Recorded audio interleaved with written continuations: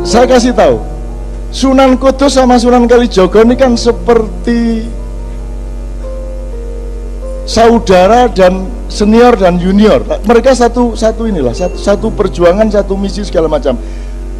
Meskipun Sunan Kudus agak Syiah, Sunan Kalijaga Ahlus Sunnah wal Jamaah, ya. Tapi yang ingin saya katakan kepada Anda, Sunan Bonang, Arya Penangsang ini muridnya Sunan Kudus, sementara Mas Karebet ini muridnya Sunan Kalijaga langsung. Ini mereka konflik berdua, si Kudus sama Kalijaga tidak bisa kok menyelesaikan konflik mereka. Akhirnya terjadilah peperangan toh, duel antara Arya Jipang melawan siapa? Sutawijaya. Dan itu pun menangnya Sutawijaya karena strategi politik. Jarane Arya Jipang jenenge Gagak Rimang, jaran lanang brancah. Mulane politiknya aku tak perang musuh Arya Jipang nggawa jaran wedok. Oh, iki gak tau kok pikir kan ya.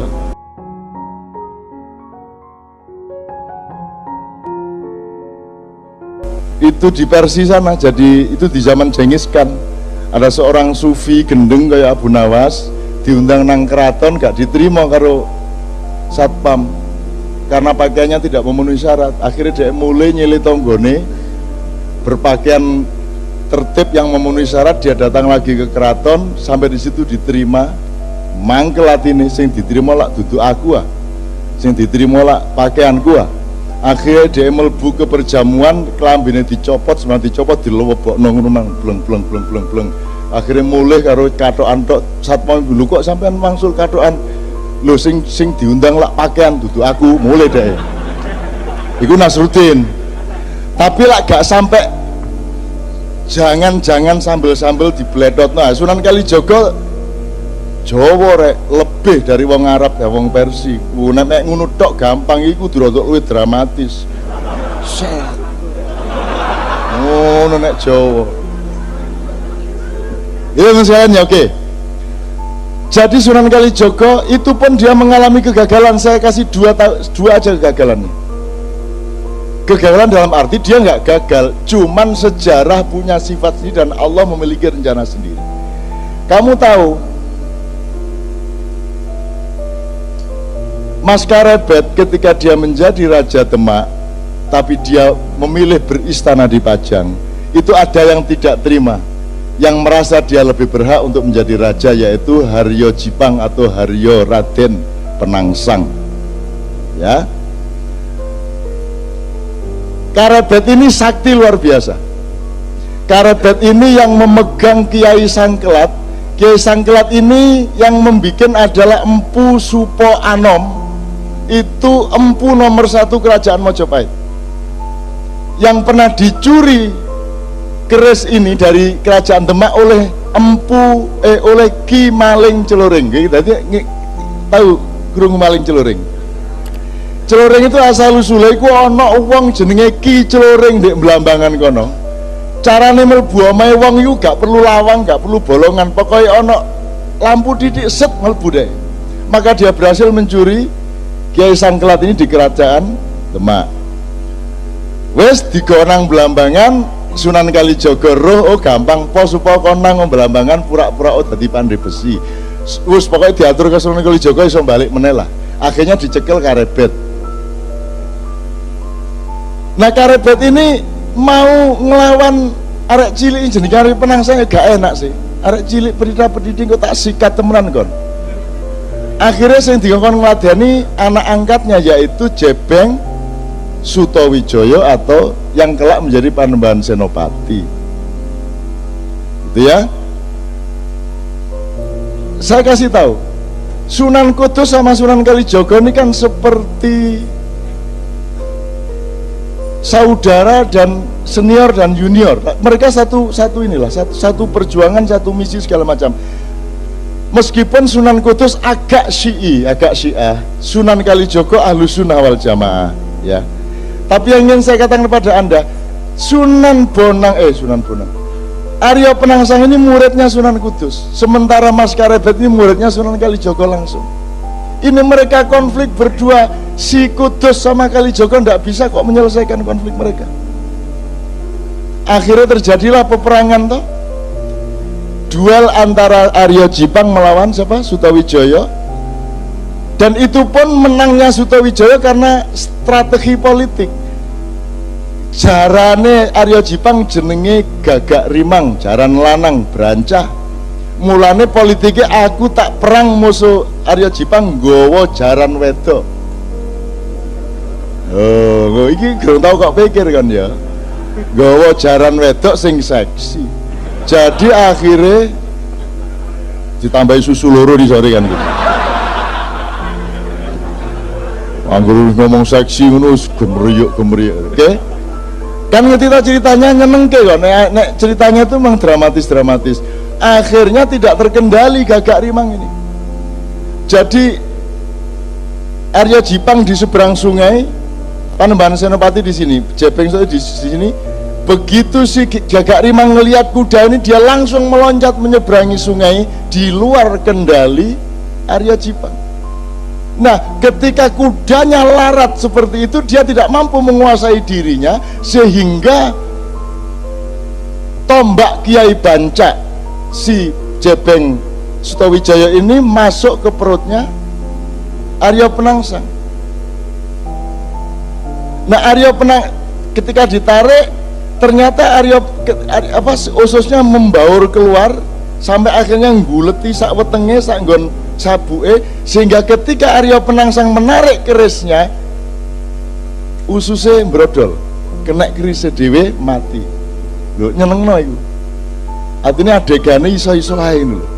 Ana wong mati ususnya.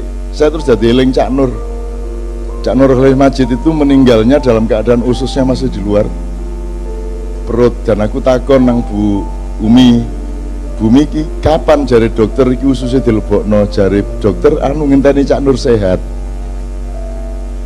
Mboten kualik ta.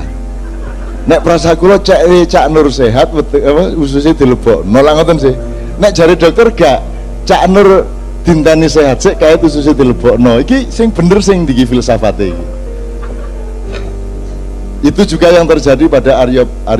Jadi Sunan Kalijaga sampai akhir hayatnya tidak mampu mendamaikan dua orang ini, bahkan dengan Sunan Kudus. Satu, jadi gak iso masih aku kate lapo-lapo ndek dunia iki, nek aku gak iso Gusti Allah mentakdirkan aku gak iso mengatasi masalah, ya gak masalah, yang penting aku berjuang terus. Dan Sunan Kalijaga meneruskan perjuangan sampai awal Mataram. Karena masuknya tak kandani, kenapa saya Mojopahit kok dibawa ke Demak? Karena ada semburan lumpur di Canggu, ada lempengan bumi yang bergeser, yang membuat struktur pertanian menjadi kacau di ujung Mojopahit itu, sehingga infrastruktur pertaniannya menjadi tidak mampu lagi menyangga perekonomian Mojopahit. Maka Sunan Kalijaga berpikir harus menoleh kepada perdagangan global, harus menoleh kepada ekonomi pesisir. Maka ditransformasikanlah dari kerajaan yang agak di pedalaman, yaitu di Mojoagung, Canggu, Mojokerto, itu diseret ke pinggir pantai, yaitu ke Demak, di desa Gelagahwangi, dalam rangka supaya ada transformasi menuju pertahanan pangan dan lain sebagainya. Dan itu Sunan Kalijaga luar biasa. Nek wong gak ngerti perekonomian gak iso duwe ide kayak ngono iku. Jadi Sunan Kalijaga iku duduk seniman yang berdakwah dengan seni. Sunan Kalijaga ahli ekonomi, ahli perdagangan, ahli strategi politik, pendekar yang mumpuni, dan seterusnya dan seterusnya. Nah, ekonomi pesisir ini kemudian pelan-pelan dieliminasi lagi oleh watak Jawa yang kurang tegas. Jadi Raden Sultan Hadiwijaya Joko Tingkir iku pekewuh, kate beristana di Demak itu pekewuh. Aku tak ndek pinggir-pinggir, aku tak ndek Pajangai. Dia lupa bahwa dengan dia masuk ke Pajang, maka seluruh infrastruktur keraton juga akan pindah ke pedalaman. Jadi perekonomian global yang diciptakan Sunan Kalijaga menjadi masuk ke pedalaman. Sunan Kalijaga tidak setuju, tapi sudah terlanjur. Ketika itu kemudian sibuk dengan pertarungan antara Mas Karebet dengan Arya Jipang. Itu pun kemudian ketika sampai kepada gara-gara Aryo Jipang bisa dibunuh oleh Panembahan Senopati, akhirnya Panembahan Senopati diberi hadiah oleh Mas Karebet tanah Mentau, dan Mentau itu sangat pedalaman, maka terjadilah degradasi politik dari pedalaman ke pesisir, dari pesisir dikembalikan ke pedalaman. Itu pun degradasinya double, tidak hanya sifat perdagangannya menjadi dari perdagangan ke pertanian, tapi legitimasi spiritualnya pun berubah dari Wali Songo yang semula menjadi background politik berubah menjadi Nyai Roro Kidul. Nah, Panembahan Senopati kemudian sirsiran dan kawin sama Nyai Roro Kidul sampai Sultan Hamengkubuwono ke-10. Semua rabi karo Nyai Roro Kidul. Atimbangane tak kongon pegatan Roro Kidul tak kon jilbaban ngono ae saiki. Cek gak angel-angel nemen-nemen. Ya saiki sembahyang 5 waktu semua. Nyai blorong barang wis sembahyang 5 waktu. Kadang-kadang melok jemuan barang. Ngono ya kanca-kanca ya.